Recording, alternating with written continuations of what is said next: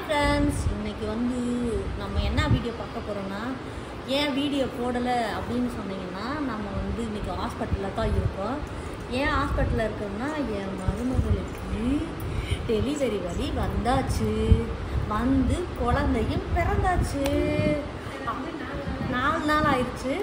நாங்கள் இன்னும் ஹாஸ்பிட்டலில் தான் இருக்கோம். செக் போடலான்னு நினச்சேன். ஆனால் வீட்டுக்கு போகவே இங்கேருந்து 2வது பேபி வாசி 7 நாள் ஆயிருமா. அது வாசி சரி இன்றைக்கி ஒரு சின்னதாக ஒரு அப்டேட் கொடுப்போம் அப்படின்ட்டு தான். ஏன்னா வீடியோ போட்டு 4 நாள் 5 நாள் ஆயிடுச்சு. அது வாசி தான் இன்றைக்கி ஹாஸ்பிட்டலில் இருந்த மணிக்கு ஒரு அப்டேட் கொடுக்கலாம் தான்.